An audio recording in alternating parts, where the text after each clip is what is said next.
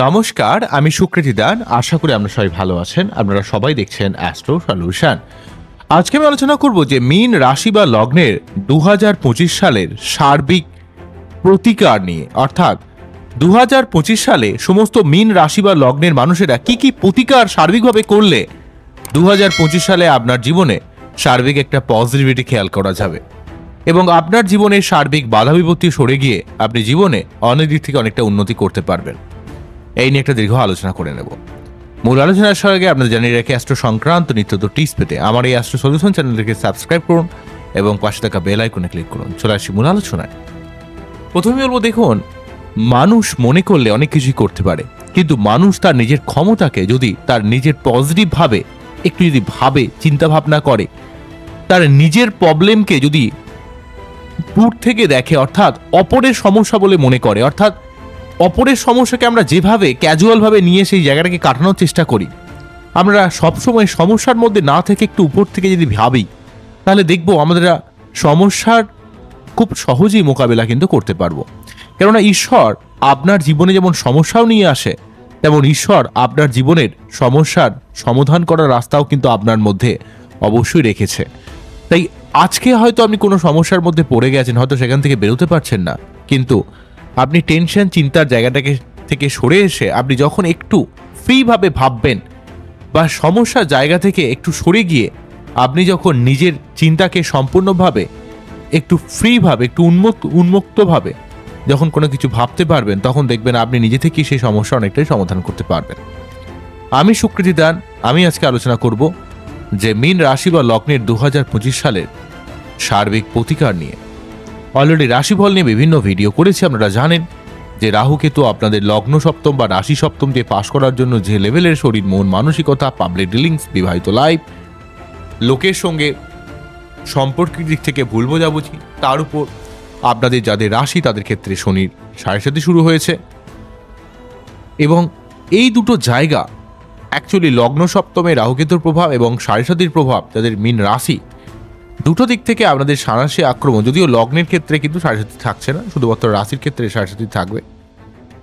দুটো দিক থেকে আপনাদের এমনভাবে প্রবলেম ক্রিয়েট করেছে, এমনভাবে আপনার জীবনে সমস্যা ক্রিয়েট করেছে, যেটা কিন্তু আপনাকে সব দিক থেকে একটা অস্থির, একটা টেনশন, চিন্তা, কি হবে, মানসিক একটা চাপ, হতাশা, শারীরিক বিভিন্ন কমপ্লিকেশান, ঘুমের ডিস্টারবেন্স, অর্থের লস হয়ে যাওয়া বা অর্থ অত্যন্ত খরচ হয়ে যাওয়া, প্রচুরভাবে অর্থ বেরিয়ে যাওয়া, এই ধরনের একটা ব্যাপার কিন্তু অত্যন্তভাবে ক্রিয়েট করেছে। তো আমরা 2025 সালে মেনলি অলরেডি রাশিফলের ভিডিওতে যেটা বলেছি, আপনাদের আরেকবার ফ্ল্যাশ ব্যাকে বলে দেব যে শনি কিন্তু দ্বাদশভাবে অবস্থান করছিল। ঠিক 29 মার্চের পর থেকে কিন্তু শনি আপনাদের লগ্ন বা রাশিতে চলে যাবে। তাই আপনাদের যাদের মীন রাশি তাদের কিন্তু সাড়ে সেকেন্ড স্টেজ অর্থাৎ মিডিল স্টেজ শুরু হবে। যাদের লগ্ন তাদের ক্ষেত্রে কিন্তু সাড়ে নয়। তবে যেহেতু শনি একটা নৈসর্গিক অশুভ গ্রহ, কিছুটা টেনশন চিন্তা ব্যাপারটা কিন্তু থাকছে, এবং যেহেতু একাদশপতি এবং দ্বাদশপতি কিছুটা খরচ বাড়াতে পারে, ব্যয় বাড়াতে পারে যাদের লগ্নের ক্ষেত্রে, এবং কিছুটা বিদেশ যাত্রা হওয়ার বা হঠাৎ করে একটা অর্থ ইনকামের অনেক সুযোগ তৈরি করে দেবে, কিন্তু কিছুটা ডিপ্রেস কিন্তু করে দেবে। কিন্তু রাশি হলে আপনাকে সাড়ে জন্য একটু আপনাকে মাথা ঠান্ডা রেখে কাজ করতে হবে। আমি পরে বলছি কি করবেন। পরবর্তী বলবো যে বৃহস্পতিদেব কিন্তু আপনাদের এই মুহূর্তে থার্ড হাউসে অবস্থান করছে আপ টু 14 মে পর্যন্ত। 14 মের পর থেকে ফোর্থ হাউসে চলে যাবে। তাহলে এই জায়গাটা অত্যন্ত শুভ, কেন্দ্রস্থানে অবস্থান করবে। পরবর্তী যে ব্যাপারটা বলবো, রাহু কেতু লগ্ন সপ্তমে আপ টু সেই 2023 অক্টোবর থেকে 2025 18 মে পর্যন্ত অবস্থান করবে। তাই যে লেভেলের আপনাদের সমস্যা সব দিক থেকে, শরীর থেকে, মন মানসিকতা থেকে, সব দিক থেকে যে অবস্থা, যে অস্থিরতা আপনি ফিল করেছেন, সেই জায়গাটা কিন্তু আপনাদের এখানে রাহু বা কেতু দুজনেই কিন্তু একসঙ্গে রাশি পরিবর্তন করবে। 18 মেতে রাহু চলে আসবে দ্বাদশভাবে, কেতু চলে আসবে ষষ্ঠভাবে। তাই এরা লগ্ন সপ্তম ছেড়ে দিয়ে দ্বাদশ ষষ্ঠ চলে যাবে। তো এই ব্যাপারগুলোকে মাথায় রেখে সার্বিকভাবে আপনাদের প্রতিকারগুলোকে আমি কিন্তু বলবো। আশা করবো আপনাদের ভালো লাগবে। তাই অনুষ্ঠানটিকে মন দিয়ে শুনুন এবং ফিল করার চেষ্টা করুন কোন জায়গাটাকে আমি বলছি। কারণ আমি যেভাবে ধরনের ভাইবস আপনাদের দেব, যে ধরনের ইনফরমেশন দেব ইউটিউব চ্যানেলে, এমন ধরনের ইনফরমেশন খুব কমজনই দেবে। এইভাবে কেউ কিন্তু আপনাকে এইভাবে বাঁচানোর চেষ্টা কিন্তু করবে না। সবাই তার নিজের ব্যবসার কথা চিন্তা করবে, কিন্তু আমি আপনাদের, আমার অবশ্যই এটাও আমার একটা বড় ব্যবসা, বড় বিজনেস, এটা আমি মানছি, কিন্তু তার সত্ত্বেও আপনাদের কাছে এমন কিছুভাবে এই জিনিসটাকে দেখাবো যাতে আপনারা জীবন থেকে অনেক কিছু শিখতে পারেন এবং জীবনে সার্বিকভাবে জীবনে অনেক দিক থেকে সাফল্য লাভ করতে পারেন। তাই 10 কাটা পয়েন্টে আপনাদের 2025-এর সার্বিক প্রতিকারটাকে তুলে ধরার চেষ্টা করব। তাই নাম্বার 1 বলবো, 29শে মার্চের পর থেকে শনি কিন্তু আপনাদের রাশি বা লগ্নে অবস্থান করবে। তাই রাশিতে শনির অবস্থান মানে একদম 7.5 মধ্য গগন আপনার জায়গায় চলে আসবে, এবং লগ্ন মানে এখানে আপনার দ্বাদশপতি এবং একাদশপতি আপনার লগ্নে আসছে। তাই যাদের 7.5 তাদের অত্যন্ত ওভার থিঙ্কিং এর ব্যাপার, বেশি টেনশন, চিন্তা, ডিপ্রেশন, মানসিক অশান্তি ব্যাপারটা একটু রয়েছে। যদিও রাহু থাকার জন্য যে অস্থিরতা ছিল, এটা শনি থাকার জন্য আপনাকে একটু বাস্তববাদী অবশ্যই করবে, কিন্তু তবু একটু চাপ আপনাকে সব দিক থেকে ফিল করতে হবে। কর্মের জায়গায়, আপনার রিলেশনশিপের জায়গায় একটু প্রেসার, একটু দায়িত্ব আপনাকে কিন্তু ফিল করতে হবে। লগ্ন হলে কিন্তু একটু খরচ হতে পারে, ব্যয় হতে পারে, আবার অনেক জায়গা থেকে অর্থ আসবে, কিন্তু কিছুটা আপনাকে একটু ডিপ্রেশন, মানসিক চাপ এটা কিন্তু লগ্ন রাশি দুটো ক্ষেত্রে ক্রিয়েট করবে। লগ্ন বা রাশি দুটো ক্ষেত্রে আপনাকে মানসিক একটা চাপ, টেনশন, চিন্তা, হাড়ে ব্যথা, কোমরে ব্যথা, দাঁতে ব্যথা, গাঁটে ব্যথা, এই ধরনের কিছুটা সমস্যা শনি কিন্তু ক্রিয়েট করবে। এই জন্য এর মেন প্রতিকার যেটা হবে সেটা হচ্ছে লগ্ন বা রাশিতে শনির অবস্থানটাকে আপনারা কিভাবে গার্ড দেবেন। প্রথমে নাম্বার 1 এর মধ্যে যেটা বলবো, অর্থাৎ এই 1-এর মধ্যে সাব হেডিং করে জিনিসগুলো বলছি, সেটা হচ্ছে নিজেকে একটু ম্যাচিওর হতে হবে। কি দিক থেকে ম্যাচিওর? নিজেকে একটু পরিবর্তন করতে হবে। এই এক জায়গায় বসে থাকা, এক জিনিস নিয়ে চিন্তা ভাবনা করা, এক কথা হাজারবার বলা, কি হবে জীবনে, কি পাবো জীবনে, জীবনে ভবিষ্যতের কথা ভাবতে ভাবতে ভাবতে ভাবতে আপনি এত টেনশন করছেন, এত চিন্তা করছেন, এত মানসিক চাপ খাচ্ছেন, যার জন্য কিন্তু আপনি আপনার নিজের সমস্যা থেকে বেরিয়ে আসতে পারছেন না। তাই সমস্যার কথা, আপনি যে কোনো জিনিসকে, যত নেগেটিভ জিনিসকে নিয়ে যত ঘাঁটবেন তত আরো নেগেটিভ হয়ে যাবেন, তাই না? তো একটা সমস্যার মধ্যে আপনি পড়েছেন, সেটা নিয়ে ভাবছেন 2 থেকে 4, 4 থেকে 8, 8 থেকে 16, 16 থেকে 32, 32 থেকে 64, এইভাবে বাড়তে বাড়তে বাড়তে বাড়তে আপনার সমস্যার আস্তে আস্তে জাল বিস্তার করছে। কিন্তু আপনাকে একটু ম্যাচিওর হতে হবে, একটু হালকা হতে হবে। নিজের সমস্যা নয়, সমস্যার কথা ভুলে যেতে হবে, একটু সমস্যা থেকে বেরিয়ে আসতে হবে। সমস্যা থেকে বেরিয়ে যাওয়া মানে আর একটু ঘুরতে যেতে হবে, একটু হালকা হতে হবে, পরে সেই সমস্যার কথা নিয়ে চিন্তা করতে হবে। আপনি ব্রেনে একই কথা বারে বারে বলতে থাকবেন, তখন কিন্তু আপনার বুদ্ধি দেখবেন বেরোবে না এবং আপনি খুব অস্থির হয়ে যাবেন। তো এই জন্য কি করতে হবে, আপনাকে একটু নিজের ওভার থিঙ্কিং, টেনশন, চিন্তা সবকিছু থেকে দূরে সরে যাওয়ার জন্য একটু ঘুরতে যাওয়া, একটু হালকা হওয়া, একটু যোগব্যায়াম, একটু মেডিটেশন করা, এগুলো একটু করতে হবে। কিন্তু ইমোশন ব্যাপারটাকে ছেড়ে ফেলে সবকিছু ব্যাপারকে একটু বাস্তবতার আলোকে আপনাকে কিন্তু ভাবতে হবে। দরকার হলে ডায়েরি মেনটেন করতে হবে, লিখতে হবে কোন ব্যাপারে আপনার এত বেশি টেনশন আসছে, কেন আপনি এত টেনশন করছেন, তার থেকে কি আপনার আউটকাম আসতে পারে, কিভাবে এটাকে ডায়েরি মেনটেন করুন। দরকার হলে মাইন্ড ম্যাপিং করুন, নিজের মাইন্ডের কোন জায়গায় বেশি টেনশন হচ্ছে, কেন হবে টেনশন, কি কারণে, আচ্ছা টেনশন আপনার এই কারণে হচ্ছে, তাহলে সেই জায়গাটার কি কারণ, সেই জায়গাটাকে আমি কিভাবে রেকটিফাই করতে পারি। আমি কি বেশি ভাবছি, আমার কি বেশি সমস্যা হচ্ছে, আমি কি সব ব্যাপারকে নিয়ে বেশি টেনসড হয়ে রয়েছে, আমি কি ওভার থিঙ্কিং করছি। তো এইগুলোকে নিজেকে কোশ্চেন করতে করতে করতে করতে দেখবেন আপনি নিজে থেকেই দেখবেন অনেক উত্তর বুঝতে পারবেন। নিজের মনের মধ্যে যে ডিপ্রেশন, আমরা অ্যাকচুয়ালি ভুল দেখার জন্য, ভুল বোঝার জন্য মনের মধ্যে একটা ডিপ্রেশন আমরা কিন্তু এটা তৈরি করে ফেলি, কারণ মানুষ সবসময় বেটারমেন্ট চায়, মানুষ সবসময় ভালো জায়গায় যেতে চায়। তো এই জায়গাটাকে একটু বুঝতে হবে, এই ওভার থিঙ্কিং জায়গাটাকে একটু সরে আসতে হবে, নিজেকে একটু হালকা করতে হবে। সকালে যোগব্যায়াম, মেডিটেশন, মর্নিং ওয়াক এগুলো একটু করতে হবে, যাতে আলটিমেটলি আপনার মাইন্ড একটু ঠান্ডা হতে পারে। আপনি যত বডি ওয়াক করবেন, মানে যোগা বলুন, মেডিটেশন বলুন বা মর্নিং ওয়াক করুন, তাহলে দেখবেন আপনার হার্ট ভালো থাকবে, আপনার মন ভালো থাকবে, আপনার মনের মধ্যে ভুলভাল চিন্তাভাবনা ব্যাপারটা অনেকটা কমে যাবে। একটু আপনারা সকালে রোদে একটু বসুন এবং সেখানে সান মেডিটেশনও করতে পারেন, দেখবেন অনেকটা উপকার পাবেন। কেননা ইউনিভার্সের মধ্যে এমন একটা ক্ষমতা রয়েছে, আপনি যদি সেই ইউনিভার্সের ক্ষমতাকে যদি ফিল করেন, দেখবেন আপনার সমস্ত নেগেটিভিটি, আপনার মনের মধ্যে সমস্ত দুশ্চিন্তা, মানসিক অবসাদ, সেটা কিন্তু ইউনিভার্সই কিন্তু সরিয়ে দিতে পারে। কোনো মোবাইল ফোন, কোনো ভিডিও কেউ কিন্তু সরাতে পারবে না, ঠিক আছে, কোনো মানুষ সরাতে পারবে না। কেননা আপনাকে নিজেকে সরানোর কথা চিন্তা করতে হবে এবং তার জন্য আপনাকে নেচারের সংস্পর্শে যেতে হবে। আপনাকে একটু ইউনিভার্সের মধ্যে কিন্তু পজিটিভ এনার্জিও ছড়িয়ে রয়েছে, সেই পজিটিভ এনার্জিকে ফিল করতে হবে। ধরুন আপনি মেডিটেশন করবেন, যখন ভাববেন যে সমস্ত পৃথিবীর সবকিছু এনার্জি যেন আপনার মধ্যে একটা পুঞ্জীভূত হচ্ছে, আপনার মধ্যে সেন্ট্রালাইজ হচ্ছে, আপনাকে ঈশ্বর সে ক্ষমতা যেন প্রদান করছে, এই ধরনের একটা ফিল করবেন, দেখবেন অটোমেটিক্যালি ভাবে আপনার মধ্যে এনার্জি আপনি নিজে থেকে ফিল করতে পারবেন। এবং এটা একটু রোদের মধ্যে আপনাকে থাকতে হবে, বিশেষ করে সকালে যদি মোটামুটিভাবে 6টা থেকে 8টার মধ্যে হয় ভালো হয়। অনেকে এখন শীতকাল, অনেকে উঠতে দেরি করছেন, তবে 8টার বেশি ঘুম থেকে উঠবেন না দেরি করে, তাহলে কিন্তু সমস্যা হতে পারে। তো যাই হোক, চেষ্টা তো করতেই হবে। অনেক সময় বিভিন্ন কারণে আমরা হয়তো ঘুমাতে দেরি করি, সেক্ষেত্রে আমাদের দেরি হয়ে যায়। তো যাই হোক, আপনারা কিন্তু সকালে ডেফিনেটলি ভাবে যখনই উঠুন না কেন অবশ্যই মর্নিং ওয়াক করবেন, যোগা করবেন, একটু মেডিটেশন করবেন। দেখবেন আপনার মাইন্ড কিন্তু অনেকটা ঠান্ডা হবে, এবং যে সমস্যার কথা বারে বারে ভাবছেন সেই সমস্যার কথা ভুলে যান সাময়িক সময়ের জন্য। সেই সমস্যা যা হবে দেখা যাবে। সমস্যার কথা ভুলে গিয়ে একটু সমস্যা থেকে সরে আসুন, নিজের সমস্যা থেকে সরে আসুন। পরে ভাবুন যে এই সমস্যাটা আমার সমস্যা না, এটা অন্য কারোর সমস্যা। অন্য কারোর সমস্যা হলে আপনি কিভাবে সেটাকে হ্যান্ডেল করতেন তার কথা ভাবুন। দেখবেন অটোমেটিক্যালি ভাবে আপনি কিন্তু তার নিজস্ব একটা আউটকাম বা একটা সেই জায়গা থেকে কিভাবে রেমেডি করবেন সেটা কিন্তু অটোমেটিক্যালি বুঝতে পারবেন। কারণ আপনাকে কিন্তু নিজে থেকে মাইন্ড ম্যাপিং করতে হবে। সমস্ত সমস্যার মেন কারণ হচ্ছে আপনার অত্যন্ত ওভার থিঙ্কিং। সময় নিজেকে একটু পরিবর্তন করতে হবে, সময়ের সেইটা ব্যাপারটা আপনাকে বুঝতে হবে। এবং প্রতি শনিবার আপনাকে নিরামিষ খেতে হবে, শনি মন্দিরে পুজো দিতে হবে। ওই পুজো দেওয়া মানে একদম মিষ্টি দিতে হবে, একদম মোমবাতি দিতে হবে, এটাই করতে হবে, উপোসই থাকতে হবে, এমন কোনো বাধ্যবাধকতা নেই। আপনি আপনার মতো করে পুজো দেবেন। পুজো দেওয়া মানে আপনাকে নিরামিষ খেতে হবে এবং পুজো দিতে হবে, এবং ঠাকুরের সামনে দাঁড়িয়ে আপনাকে প্রে করতে হবে, হে ঠাকুর, আমাকে তুমি ক্ষমতা দাও, শক্তি দাও, ধৈর্য দাও, অধ্যবসায় দাও, জীবনে কিছু করার মতো ক্ষমতা দাও। আমি যেন আমার নিজের সমস্ত মাইন্ডকে পরিশুদ্ধ করে আমি যেন জীবনে উন্নতি করতে পারি, এবং আমার জীবনের সমস্ত সমস্যা, সমস্ত প্রবলেমকে যেন আমি নিজেই তার রেকটিফিকেশন করতে পারি।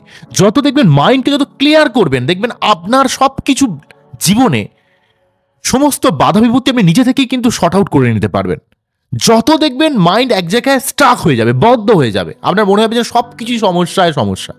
যখন আপনাকে প্রবলেম ওরিয়েন্টেড অ্যাপ্রোচের কথা ভুলে গিয়ে আপনাকে সলিউশন ওরিয়েন্টেড অ্যাপ্রোচ খুঁজতে হবে। তাতে কিছু কম কিছু বেশি আপনাকে বেরোতে হবে সেই রাস্তা থেকে, এবং কোনো রকম ফলের কথা চিন্তা না করে আপনাকে কিন্তু আপনার কাজের দিকে ধ্যান দিতে হবে। কাজ মানে সারাক্ষণ কাজ করে চলেছেন পাগলের মতো তা নয়, একটু মানে কর্ম ওরিয়েন্টেড কাজ, মানে আপনাকে সব সময় না একটু নতুনত্ব কিছু করা, নিজের ক্রিয়েটিভিটি কিছু করা, আপনার যেটা ভালো লাগছে সেটা কিছু করা। সবসময় কি হবে কি হবে কি হবে আর কি হবে, দেওয়া হবে দেখা যাবে। আপনি এত ভাবলেও তো সেই সমস্যা মিটে যাবে না, তাই না? আপনি এত বেশি টেনশন করলেও তো সেই সমস্যা কেউ আমরা মেটাতে পারবে না। তো সেই জন্য কি হবে, আপনাকে একটু টেনশন চিন্তার ব্যাপারটাকে কমাতে হবে, এবং যা হবে দেখা যাবে এই ভেবে আপনার জীবনে আপনি যতটুকু পারছেন। লাউ তজুর দেখবেন একটা কথা আমি বারে বারে বলি, লাউ তজু বারে বারে বলেছেন যে 100 মাইলের যাত্রার পথ কিন্তু একটা স্টেপ থেকে শুরু হয়। অর্থাৎ আপনি হয়তো অনেক দূর চলতে চান, হয়তো বেশি চলতে এখন পারছেন না, যেটুকু চলতে পারছেন 1টা মাইলও এগিয়ে রাখুন না। সেটাও তো আপনার ক্ষেত্রে সেই 1000 মাইলের থেকে হয়তো 1টা মাইল হলে 999টা অন্তত আপনাকে হাঁটতে হবে, একটা কমে যাবে। সুতরাং আপনি যতটুকু পাচ্ছেন, যতটুকু আপনার ক্ষমতা, ততটুকু এগুতে থাকুন। তো অ্যাকচুয়ালি একটা কথা বলি, রাহু বা কেতু লগ্ন সপ্তমে থাকলে আপনার মনের মধ্যে ছিল ইলিউশন, মানসিক চাপ, অস্থিরতা, শারীরিক কমপ্লিকেশন, এবং আপনার বিবাহিত লাইফ, আপনার শরীর, আপনার মানসিকতা সব দিক থেকে ডিপ্রেস করে দিয়েছিল। কিন্তু শনি যখন থাকবে, ঠিক রাহুর জায়গায় তো শনি চলে আসছে, তাই শনি কিন্তু আপনাকে এইভাবে ডিপ্রেস করে দেবে না, কিন্তু শনি আপনাকে একটু চাপ দেবে। কেন চাপ দেবে? যাতে আপনি আপনার যে জায়গায় ঢিলেঢালা রয়েছে, যেমন একটা রেল বা একটা ট্রেন যখন ছাড়ে দেখুন তাকে কাট সেটে ভালোভাবে ধোয়া মোচা করা হয়, তার সমস্ত নাট বল্টুকে টাইট করা হয়, তার সব কিছুকে একদম ঠিক করে দেওয়া হয়। ঠিক সাড়ে সাথে যখন মধ্যকোণ আসে, তখন আপনাকে কিছুটা আপনার যে জায়গাটা ল্যাগ রয়েছে সেই জায়গাটা প্রবলেমটাকে বারে বারে নিয়ে আসবে, যাতে আপনি নয় পরিবর্তন করেন, অথবা আপনার যে জায়গাটা পরিবর্তন করতে পারছেন না সেটা যেটা আগে করতে পারেননি সেটা যেন এখন আপনি শিখে যান, অথবা আপনি জীবনের যে কোনো সমস্যাকে যেন কাটাতে পারেন, সেই ধরনের ব্যাপার। এবং আপনাকে অনেক ম্যাচিওর করে দেবে, আপনাকে আরো বাস্তববাদী করে দেবে, আপনাকে আরো রিয়েলিস্টিক থিঙ্কিং করার চিন্তাভাবনা আপনাকে জন্মাতে বাধ্য করবে। যতক্ষণ পর্যন্ত আপনি সেই রিয়েলিস্টিক চিন্তাভাবনা করতে না পারবেন, ততক্ষণ পর্যন্ত কিন্তু শনি আপনাকে চাপে ফেলে রাখবে। কিন্তু এ রাহু কেতু নয় যে আপনাকে ভুল দেখানো, ভুল পথে চালানো, আপনার মধ্যে ইলিউশন তৈরি করা, আপনার মতিভ্রম তৈরি করে দেওয়া, বা আপনার সম্পর্কটা অত্যন্ত খারাপ করে দেওয়া, সেটা নয়। কিন্তু একটু চাপ আপনাকে ফিল করতে হবে। সেই চাপ মানে কি? কর্মের চাপ। সেটা একটু আপনাকে রিলেশনশিপের ক্ষেত্রে একটু দায় দায়িত্ব পালন করতে হচ্ছে, কর্মের জায়গায় দায় দায়িত্ব পালন করতে হচ্ছে, কমিউনিকেশনের ব্যাপারে একটু দায় দায়িত্ব পালন করতে হচ্ছে, নিজের ব্যাপারে একটু ওয়াকিবল থাকতে হচ্ছে। আপনাকেই দিয়ে কিন্তু কাজটা করাবে শনি, কিন্তু আপনার সমস্ত ব্যাপারগুলোকে একটু আপনাকে কনসাস থাকতে হবে। কেন শনি দেখবে যে আপনি কতটা সেই ব্যাপারে কনসাস, সত্যি কি আপনার সেই জায়গায় সেই জিনিসটা পাওয়ার মতো যোগ্যতা রয়েছে। কেন শনি আপনাকে সবকিছু দেবে, কারণ শনি 11th লর্ড আপনার ক্ষেত্রে। আপনাকে শনি 2025 অনেক কিছু দিতে পারে, কারণ লগ্ন বা রাশিতে পাস করছে, আপনার জীবনে অনেক না হওয়া কাজকে আপনার সম্পূর্ণ করবে। ওরা কিছুটা ব্যয়ও করাবে, কিন্তু কিছুটা আপনার মধ্যে ওভার থিঙ্কিং, বেশি চিন্তা ভাবনা। আর যত বেশি টেনশন করবেন তত কিন্তু আরো টেনশনের মধ্যে আপনাকে ফেলে দেবে। তাই আপনার কি হবে এর কথা চিন্তা না করে আপনি যতটুকু করতে পারছেন ততটুকু করুন, যা হবে দেখা যাবে, সেটা ঈশ্বরের উপর ছেড়ে দিন। সব তো আপনি চিন্তা করেও কিছু করতে পারবেন না, তাই তো। তো ভাগ্য বলে একটা কথা আছে, আপনি আপনার পরিশ্রম, আপনি আপনার নিজের এফোর্ট, আপনি আপনার কর্ম দুটো এগুলো করতে পারেন। সব কিছু দায় তো আপনার নয়, আপনি সব কিছু দায় নিয়েও তো সব কিছু ঠিক করতে পারবেন কি, আপনার হাতেও অনেক কিছু ভুল হতে পারে। তো এইভাবে আপনাকে জীবনে একটু চলতে হবে। শনিবার আপনাকে পুজো দিতে হবে, নিজের আনরিয়েলিস্টিক চিন্তা ভাবনা, ইমোশনালভাবে ভাবনা চিন্তা। এবং আরেকটা ব্যাপার বলতে ভুলে যাচ্ছেন, সেটা হচ্ছে একটু একাকিত্ব করে দেওয়া। আপনার হয়তো দেখা যাচ্ছে আপনার ভালো সম্পর্ক, সেখানে তার শর্তে হয়তো লাইফ পার্টনারের সঙ্গে একটু দূরে থাকা, বা হয়তো দেখা গেল হচ্ছে লাইফ পার্টনারের সঙ্গে একটা মানসিক দূরত্ব তৈরি করা, কোনো কারণ নেই, বিনা কারণে। তো একটু আপনাকে একাকিত্ব করে দেবে, একটু আপনাকে একটু নির্ভীদে, বা কারো কারো ক্ষেত্রে তো দেখা গেল হয়তো কোনো কারণে তার লাইফ পার্টনারে হয়তো শারীরিক কোনো অসুস্থতা ক্রিয়েট করলো, বা লাইফ পার্টনার একটু দূরে চলে গেল, বা একসাথেই রয়েছে একটা মানসিক দূরত্ব তৈরি, কোনো না কোনোভাবে বিভিন্নভাবে একটা একাকিত্ব ব্যাপারটা তৈরি করতে পারে। এই একাকিত্ব জায়গাটা মানে আপনার নিজস্ব ইনার পাওয়ারকে একটু স্ট্রং করতে চেষ্টা করছে শনিদেব, যাতে আপনি নিজে থেকে সিদ্ধান্ত নিতে পারেন। এবং ওই পরিস্থিতিতে দাঁড়ালে আপনি কি সিদ্ধান্ত নিতে পারেন, সেটা কিন্তু শনিদেব আপনাকে দিয়ে পরীক্ষা করে দেখছে, যে আপনি কতটা স্ট্রং হয়েছেন, আপনি কতটা সেই ব্যাপারে সিদ্ধান্ত নিতে পারছেন। এর জন্য আলটিমেটলি পাওয়ার জন্য আপনাকে কিন্তু শনি মন্দিরে পুজো দিতে অবশ্যই হবে, এবং আপনাকে ঈশ্বরের কাছে গিয়ে প্রে করতে হবে যে হে ঠাকুর, তুমি আমাকে শক্তি দাও, ধৈর্য দাও, ক্ষমতা দাও, আমি যেন কোনো রকম পরিস্থিতিতে যেন বিহলিত না হয়ে যাই, অধৈর্য না হয়ে যাই, অস্থির না হয়ে যাই। আমি যেন সমস্ত পরিস্থিতির সাথে লড়াই করার ক্ষমতা পাই, আমি যেন জীবনে যে কোনো সমস্যায় কিন্তু মোকাবিলা করে জীবনে যেন এগিয়ে চলতে পারি। আমাকে সেই লেভেলের ক্ষমতা তুমি দাও। শনিদেবের কাছে আপনি এমন না আমাকে তুমি এই দাও সেই দাও নয়, কারণ শনিদেবই আপনাকে অনেক কিছুই দেবে, কিন্তু আপনার ধৈর্য লাগবে, আপনার জীবনে কর্মক্ষমতাকে আরো বৃদ্ধি করতে হবে, আপনাকে সব সিদ্ধান্তকে ইমোশনাল আলোকে না নিয়ে বাস্তবের আলোকে নিতে হবে। এই ব্যাপারগুলো আপনাকে একটু বুঝতে হবে, একটু দেখতে হবে। হয়তো বলতে খুব ভালো লাগে, কিন্তু যখনই কেউ করতে যায় সেটা অনেক কমপ্লিকেট হয়ে যায়। তবু আপনাকে এই জিনিসগুলো একটু মাথায় কিন্তু রাখতে হবে। নেক্সট যেটা বলবো, আপনাদের এতদিন ধরে লগ্ন সপ্তম দিয়ে রাহু কিন্তু পাশ করে যে লেভেলে আপনার শরীর, মন, মানসিকতা, পাবলিক ডিলিংস, বিবাহিত লাইফ, ব্যবসার জায়গায় যে লেভেলের ডিস্টারবেন্স ছিল, সেটা কিন্তু অনেকটা চলে যাচ্ছে। এবং মনের মধ্যে যে ভয়, ইলিউশন, দুশ্চিন্তা এবং আপনার লোকের সঙ্গে ভুল বোঝাবুঝির যে জায়গা তৈরি করেছিল, সেটা কিন্তু দীর্ঘদিন পর চলে যাচ্ছে। এখন মোটামুটিভাবে 18ই মের পর থেকে কিন্তু রাহু কিন্তু ষষ্ঠ দ্বাদশে অবস্থান করবে। তো ষষ্ঠ দ্বাদশে রাহু কেতুর অবস্থান আপনাদের কিন্তু কিছুটা হলেও একটু শত্রুতার ব্যাপারে সাবধান থাকতে হবে, আপনাকে খরচের ব্যাপারে সাবধান হতে হবে। কোনো মানুষের কথা দুম করে বিশ্বাস করে নেবেন না, হট করে কোনো জায়গায় খরচ করে দেবেন না। খরচের ব্যাপারে কিন্তু আপনাকে ডেফিনেটলি সাবধান হতে হবে। বিদেশ যাত্রা বা বিদেশে ভ্রমণ হতে পারে, তবে এই সময় যদি অত্যন্ত ব্যয় সংক্রান্ত সমস্যা হয়, তাহলে কিন্তু আপনাকে ডেফিনেটলি রাহুর মন্ত্র পাঠ করতে হবে। রাহুর যে মন্ত্রটা, ওং ভ্রাম ভ্রীম ভ্রম সহা রাহবেনম, ওং ভ্রাম ভ্রীম ভ্রম সহা রাহবেনম, ওং ভ্রাম ভ্রীম ভ্রম সহা রাহবেনম। যদি কোনো রকম শত্রুতা সংক্রান্ত সমস্যা আসে, যদি লোন সংক্রান্ত সমস্যা আসে, যদি কোনো রকম শরীর সংক্রান্ত সমস্যা ক্রিয়েট করে বলে মনে হয়, যে পেটের খুব সমস্যা যাচ্ছে বলে মনে হচ্ছে, তাহলে কিন্তু আপনাকে কেতুর মন্ত্র পাঠ করতে হবে। কেতুর কি মন্ত্র আছে? ওং স্ত্রাম স্ত্রীম শ্রম সহা কেতবে নম। কেতুর মন্ত্র পাঠ করতে পারেন, অনেক উপকার পাবেন। তবে রাহু কেতুর মন্ত্র পাঠ করা সব থেকে বেশি লাভজনক হবে, কেননা এই সমস্ত গ্রহগুলো সবসময় মানুষের মধ্যে একটা ভ্রম তৈরি করে, ইলিউশন তৈরি করে। তো দীর্ঘদিন আমাদের লগ্ন সপ্তমে বা রাশি সপ্তমে ছিল, যেই লেভেলের মানসিক অস্থিরতা তারা ক্রিয়েট করেছিল, যদিও মার্চের পর থেকে দেখবেন নেগেটিভ অবস্থাটা আস্তে আস্তে কাটতে শুরু করবে। মোটামুটি জানুয়ারি মাস থেকে কিছুটা ফিল করতে পারবেন। আস্তে আস্তে যত মার্চ এপ্রিল মে যত আমরা এগুবো, তত দেখবেন সমস্যাটা আস্তে আস্তে আস্তে আস্তে কিন্তু অনেকটা কমে যাবে। যে লেভেলের সমস্যা আপনারা ফিল করছিলেন, সেই সমস্যা কিন্তু অনেকটাই কমতে চলেছে। তো এখানে চাপ নেওয়ার কিছু নেই। তো নেক্সট যেটা বলবো, আপনাদের 14ই মের পর থেকে কিন্তু থার্ড হাউস থেকে বৃহস্পতি ফোর্থ হাউসে চলে যাবে। তো ফোর্থ হাউস কেন্দ্রস্থান, তাই কেন্দ্রস্থানে আপনাদের ফোর্থ হাউসে যখনই বৃহস্পতি চলে আসবে, পরিবার কেন্দ্রিক ব্যাপারে আপনার অনেক উন্নতি দেবে। মায়ের শরীর স্বাস্থ্যের উন্নতি হবে, আপনারা ঘর বাড়ি করার দিক থেকে, আপনাদের জীবনে সার্বিক ফ্ল্যাট কেনার দিক থেকে, আপনাদের পরিবার কেন্দ্রিক উন্নতির দিক থেকে, মায়ের শরীর স্বাস্থ্যের উন্নতির দিক থেকে সার্বিকভাবে অনেকটা হেল্প করবে। এবং বাড়িতে এই সময় কোনো ধার্মিক কোনো কাজ বা রিচুয়াল করতে পারেন, বা কোনো বাড়িতে অ্যাটলিস্ট মিনিমাম 3টে পূর্ণিমা সত্যনারায়ণ পুজো দিলেও কিন্তু এই সময় বাড়ির বাস্তু দোষের অনেক অংশে নাশ হবে, বা বাড়িতে অনেক সমস্যা কেটে যাবে। তাই যেহেতু ফোর্থ হাউসে অলরেডি গুরুদেব বা আপনার লগ্নপতি বা রাশিপতি ফোর্থ হাউস দিয়ে পাস করবে, তাই অবশ্যই বাড়িতে কোনো ধরনের স্পিরিচুয়াল কাজকর্ম করুন, যেটা কিন্তু আপনাদের ক্ষেত্রে অনেকটাই লাভজনক হবে।